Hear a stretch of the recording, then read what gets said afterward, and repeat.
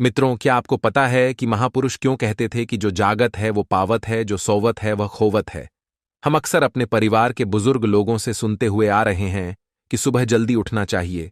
वे हमें सुबह उठने के 1000 फायदे गिनाते हैं।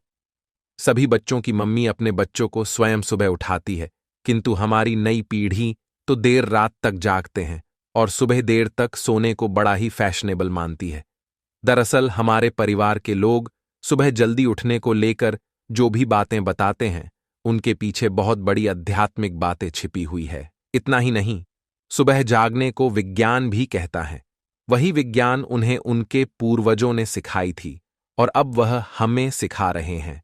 सुबह के समय का जो मुहूर्त होता है, उसे ब्रह्म मुहूर्त के नाम से जाना जाता है और इस समय हमारा दिमाग, प्रकृति के वातावरण और जो सुबह ब्रह्म मुहूर्त में उठता है, उस व्यक्ति के साथ सब कुछ बहुत ही सकारात्मक रूप से सक्रिय होता है। रोज रोज सुबह के समय पर जो भी प्रार्थना या ध्यान किया जाता है, उससे सकारात्मकता और सफलता मिलती है। मित्रों, ऐसी ही विडंबना पर एक कथा व्याप्त है। इस कथा में सिर्फ ब्रह्म मुहूर्त के रहस्य के साथ एक ऐसी ध्यान की विधि बताएंगे जिससे अगर कोई 21 दिन अपनाता है तो वह अपने सपनों को साकार कर सकते हैं। उसे ब्रह्मांड की शक्तियों की विशेष मदद मिलने लगती है। इसके साथ वह व्यक्ति अपने मन को स्थिर और बुद्धिमान बन जाता है। तो चलिए मैं आपको वह कथा सुनाता हूं। एक समय की बात है।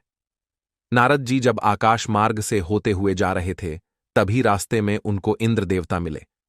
वह नारद जी से पूछने लगे कि हे नारद जी, मैंने देखा है कि प्रत्येक इंसान जो सुबह के समय ब्रह्म मुहूर्त पे उठते हैं, वह बहुत सुखी रहते हैं।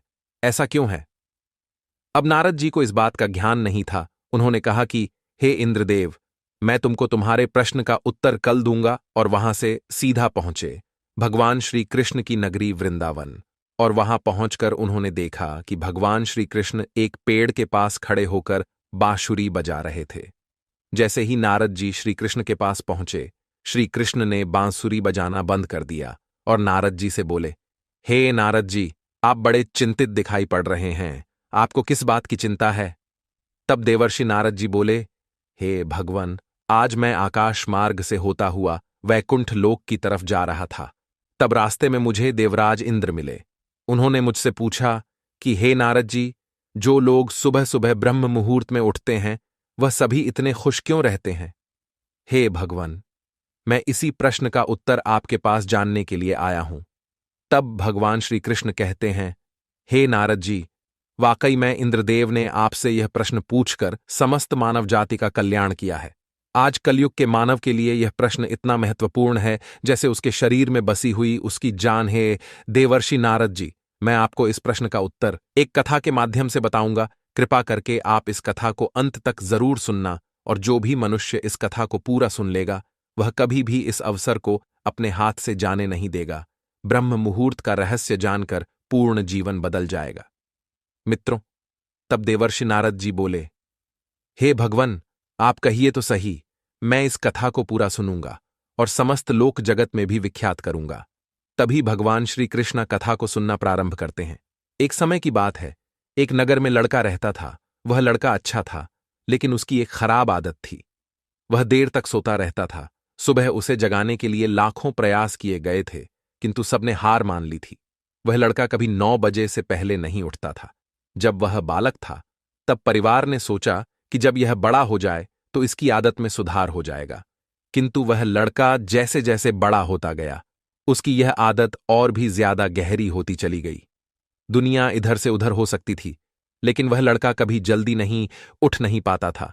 उसके पिता उसकी इस आदत से बहुत ज्यादा परेशान रहने लगे थे। उस लड़के को ढेरों नकारात्मक शक्तियों ने घेर लिया था।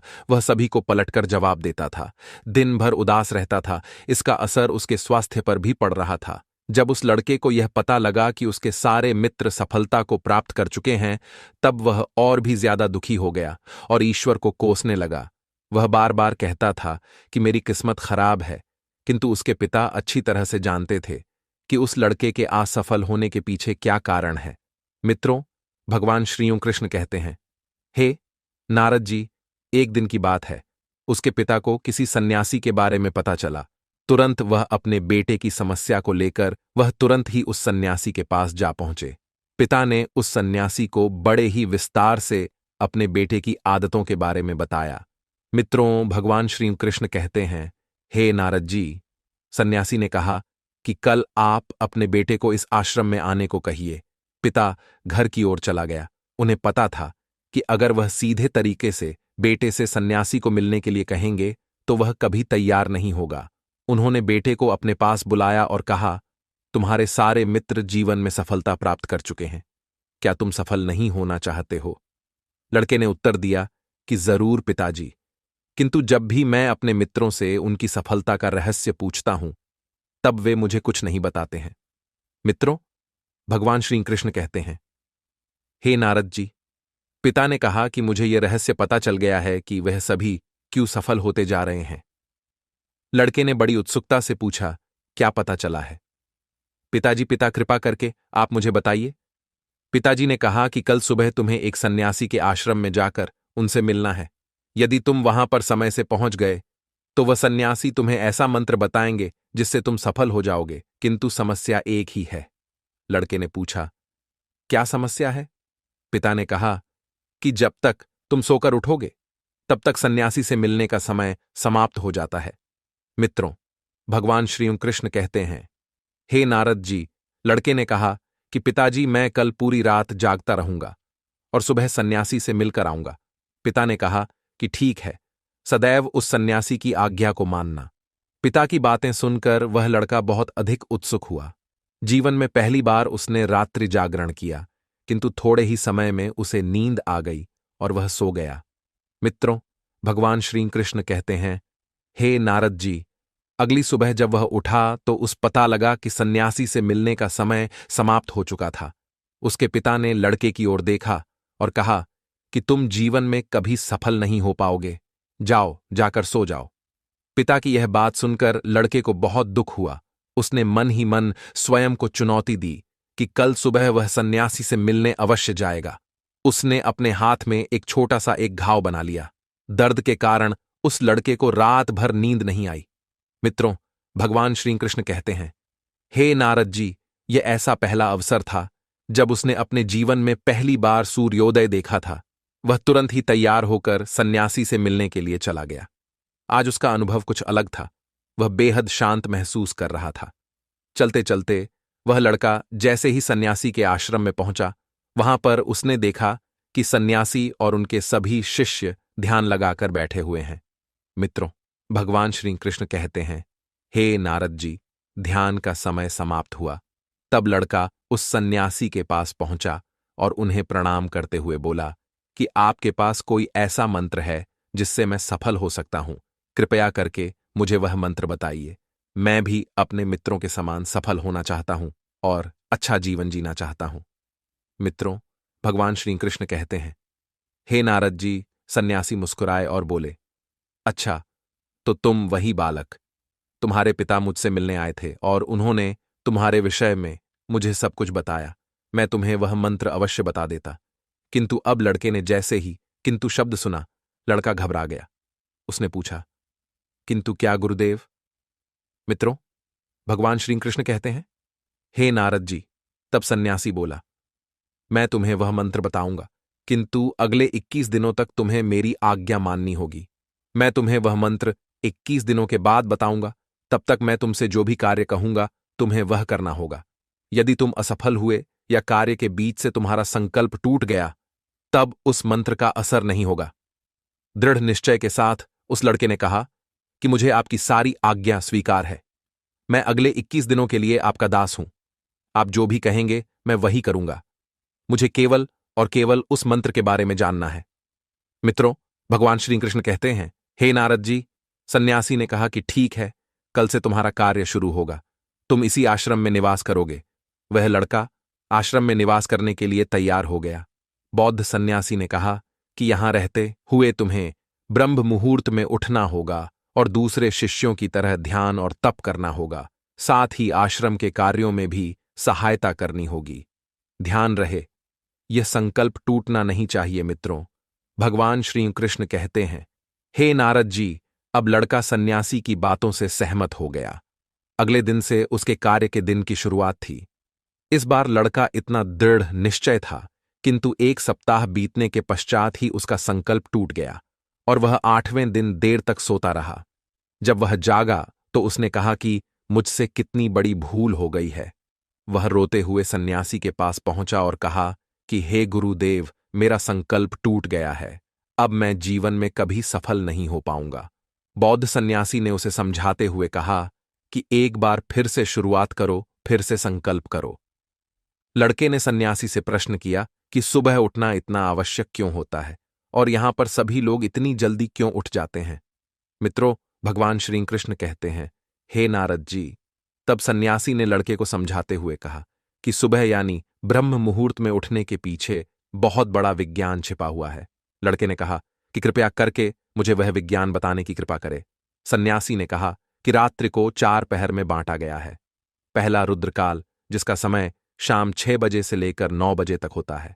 दूसरा राक्षस काल, जिसका समय 9 बजे से 12 बजे तक होता है। तीसरा गंधर्व काल, जिसका समय रात्रि 12 बजे से भर 3 बजे तक होता है। और सबसे अंत में जो पहर आता है उसे मनोहर काल कहते हैं। इस समय को ब्रह्म मुहूर्त या अमृत बेला के नाम से भी जाना जाता है। इसका समय 3 बजे से सुबह 6 बजे तक होता है। यह वह समय होता है जब पूरे संसार की नकारात्मक शक्तियां निष्क्रिय अवस्था में होती हैं और सकारात्मक शक्तियां सक्रिय होती हैं। ब्रह्म अर्थात देव मुहूर्त अर्थात समय। ब्रह्म मुहूर्त का अर्थ देवों का समय होता है। मित्रों, भगवान श्री कृष्ण कहते हैं, हे नारद जी। वह सन्यासी आगे कहते हैं, इस समय देव धरती विचरण कर रहे होते हैं और जागृत मनुष्य पर उनका बड़ा ही सकारात्मक प्रभाव पड़ता है। ब्रह्म मुहूर्त ऐसा समय होता है जिसमें मनुष्य का मस्तिष्क बिल्कुल खाली होता है। इसमें किसी प्रकार के कोई विचार नहीं होते हैं और जब इस समय व्यक्ति अपनी पुस्तक खोलकर पाठ का अध्ययन करते हैं तो उन्हें सब कुछ जल्दी जल्दी याद भी होता है और यह लंबे समय तक याद रहता है। यह ऐसा समय है जिसमें हम ज्ञान को समझने का प्रयास करते हैं। इस कारण और आश्रम के सभी शिष्य और संसार में बहुत से ज्ञानी लोग ब्रह्म मुहूर्त में ही उठ जाते हैं। प्राचीन काल में रोशनी का कोई स्रोत न होने के कारण लोग अपने दिन का समापन सूर्यास्त के साथ और आरंभ सूर्योदय के साथ करते थे। यह एक तरीका है जिससे मानव जीवन प्रकृति के साथ तालमेल बनाकर चलता है। मित्रों, भगवान श्री कृष्ण कहते हैं, हे नारद जी। उस लड़के ने कहा कि ठीक है, मैं कल से अपना संकल्प फिर से शुरू करता हूं, किंतु ब्रह्म मुहूर्त में उठकर मुझे क्या क्या करना चाहिए। तब उस सन्यासी ने कहा कि ठीक है, मैं तुम्हें बताता हूं कि ब्रह्म मुहूर्त में क्या और कैसे करना चाहिए। सबसे पहले उठकर धरती पर पांव रखने से पहले धरती माता को प्रणाम करना चाहिए। मित्रों, भगवान श्री कृष्ण कहते हैं, हे नारद जी। वह सन्यासी आगे कहता है, अपनी हथेलियों की ओर देखो और ईश्वर को धन्यवाद दो कि उन्होंने तुम्हें आज का सूर्योदय देखने का अवसर दिया। इसके बाद नित्य कर्म और स्नान करने से शरीर ही नहीं बल्कि मन की शुद्धता भी बढ़ती है। स्नान करने के पश्चात ध्यान की प्रक्रिया होती है। ब्रह्म मुहूर्त की ध्यान प्रक्रिया की अवधि 21 दिन तक होती है। इस विधि का उपयोग तब किया जाता है जब आप अपनी कोई मनोकामना की पूर्ति चाहते हैं। यह ऐसा समय होता है जब व्यक्ति अपने आज्ञा चक्र को सक्रिय करने पर काम करते हैं। मित्रों, भगवान श्री कृष्ण कहते हैं, हे नारद जी। वह सन्यासी आगे कहता है, आज्ञा चक्र दोनों भव के बीच होता है। यह संकल्प का स्थान भी कहा जाता है। अगर इस चक्र पर केंद्रित किया जाए और अपनी मनोकामना को बार बार दोहराया जाए तो मात्र 21 दिनों के भीतर वह पूर्ण हो जाती है। अगर आपके मन में कोई अधूरी मनोकामना है और आप उसे पूरी करना चाहते हैं, तब सबसे पहले उस मनोकामना का स्पष्टीकरण कर लें। आपको क्या चाहिए यह निर्णय अवश्य कर ले। इसके बाद ध्यान की विधि को शुरू करें। ब्रह्म मुहूर्त में स्नान के बाद एक ऐसा स्थान चुनें जहां पर वायु का प्रवेश हो। ध्यान में शुद्ध प्राण वायु का होना आवश्यक होता है। ज्ञान की मुद्रा में रीढ़ की हड्डी सीधी होनी चाहिए, साथ ही गर्दन भी सीधी होनी चाहिए। सुखासन की अवस्था में दोनों हाथों को घुटनों पर रखकर आंखें बंद करके बैठ जाए। हाथ की मुट्ठ को बंद कर ले और 2-3 मिनट तक बिल्कुल शांत हो जाए। जब आपका शरीर स्थिर हो जाए और श्वास भी शांत हो जाए, तब उसके बाद अपना सारा ध्यान आज्ञा चक्र पर लगाएं। इस दौरान लंबी गहरी सांस लें और सांस को रोक कर रखें। इस समय आप अपनी इच्छा को मन ही मन दोहराएं। अपने मन की आंखों से इष्ट देव और देवी देवताओं गुरुओं का चिंतन करें।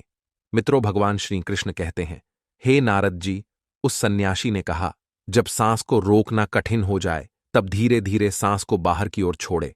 सांसों को नाक से भरे और मुख से छोड़े। इस प्रक्रिया 3 को 4 बार प्रतिदिन दोहराना है। ऐसा प्रतिदिन करने से आपकी जो मनोकामना है वह अवचेतन मन तक अवश्य पहुंच जाएगी और इच्छा पूर्ति जल्दी होगी। आज्ञा चक्र सक्रिय होता है और हमारी आज्ञा को पूरा करता है। सांस को रोककर रखने के दौरान शरीर में आपातकाल स्थिति हो जाती है, जिससे कि आप बेकार की बातें सोचने और विचार करने से बचते हैं।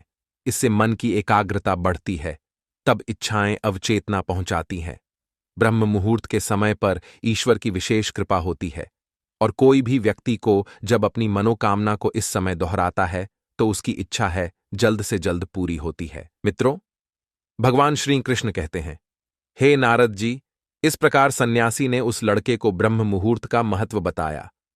अगले 21 दिनों तक उस लड़के ने बड़े ही मन के साथ इस प्रक्रिया को अपनाया।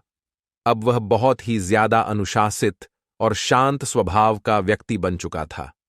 उस लड़के ने जैसे ही अपना संकल्प का पूरा कर लिया, उसके पश्चात वह व्यक्ति बड़े ही प्रसन्न भाव से सन्यासी के पास पहुंचा और कहा, हे गुरुदेव, मैंने 21 दिनों का संकल्प पूरा कर लिया है। अब कृपया करके मुझे सफल होने का मंत्र बताइए। तब उस सन्यासी ने मुस्कुराते हुए कहा कि पिछले 21 दिन से जो अभ्यास तुम करते हुए आ रहे हो वही तुम्हारी सफलता का मंत्र है। जो व्यक्ति ब्रह्म मुहूर्त में उठकर ध्यान प्रक्रिया को सही से करते हैं वह जीवन में कभी असफल नहीं हो सकते। तुम्हें ब्रह्म मुहूर्त का रहस्य पता चल चुका है। अब इस जीवन पर्यंत करो, तुम्हें जीवन के लक्ष्य और सफलता दोनों प्राप्त होंगे। उस व्यक्ति ने सन्यासी को धन्यवाद दिया और ब्रह्म मुहूर्त के नियमों का पालन जीवन पर्यंत तक करने का वादा भी किया। अब मित्रों, भगवान श्री कृष्ण कहते हैं, हे नारद जी, अब तो आपको पता चल गया होगा कि ब्रह्म मुहूर्त क्या होता है। तब नाराज बोले, हे प्रभु, अब मुझे ब्रह्म मुहूर्त का संपूर्ण ज्ञान हो गया है। इतना कहकर नारद जी ने भगवान श्री कृष्ण को धन्यवाद दिया और इंद्रदेव के पास जाकर उन्हें ब्रह्म ज्ञान का संपूर्ण ज्ञान दिया। मित्रों, आप सभी भी अगर अपने जीवन में हमारी प्राचीन परंपरा को अपनाओगे तो निश्चय ही आपके जीवन में बहुत ही जल्द सब कुछ बदल जाएगा। आशा करता हूं आप वीडियो में कमेंट अवश्य कर देना। वीडियो देखने के लिए आप सभी का दिल से धन्यवाद।